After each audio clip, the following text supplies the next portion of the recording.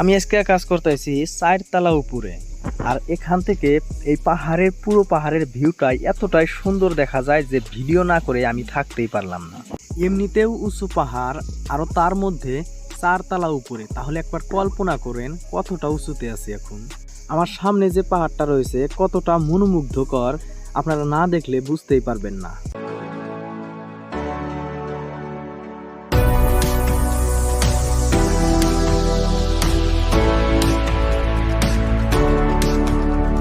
দেখুন এই যে উঁচু উঁচু পাহাড়, তার উপরে সাদা মেঘ। একবার কল্পনা করেন আপনার বাড়ি যদি এমন একটি জায়গায় হতো তাহলে কতটাই না ভালো লাগতো। এই 4 তলা উপরে আমরা কি কাজ করছি সেটা আপনাদেরকে না বললে কি হয়। এই যে পোস্টটা যে দেখতে পাচ্ছেন, আমরা এই পোস্টটা ঢালাই দিচ্ছি। এখানে মোট 4টি পোস্ট রয়েছে, 4টির মধ্যে 2টি ঢালা হয়ে গেছে আর 2টি আছে। আমরা আজকে এই 2টি ঢালাই করছি। আর এই 4টা পোস্ট ঢালাই করার পরে এর উপরে আরও একটি স্ল্যাব হবো।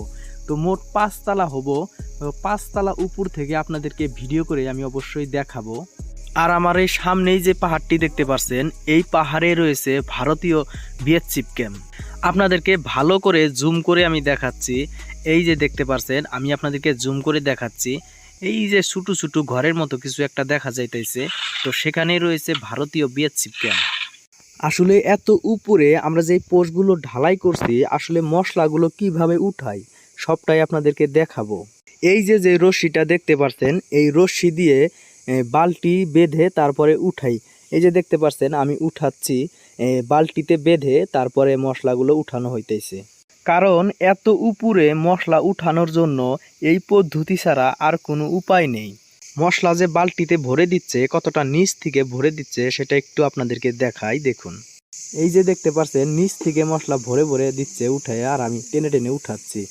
তিনি যে এখন দাঁড়িয়ে আছে যেখানে মশলা বানানো হইতেছে, এটা কিন্তু 1 তলা উপরে, আর এখান থেকে আমি আছি 3 তলা উপরে। তো আজকের ভিডিও এ পর্যন্তই, দেখা হবে আবারও নতুন কোনো ভিডিওতে। এ পর্যন্ত সবাই ভালো থাকবেন, সুস্থ থাকবেন। আর আমাদের চ্যানেলটি যারা এখনো সাবস্ক্রাইব করেনি তারা অবশ্যই সাবস্ক্রাইব করে রাখবেন। ধন্যবাদ সবাইকে।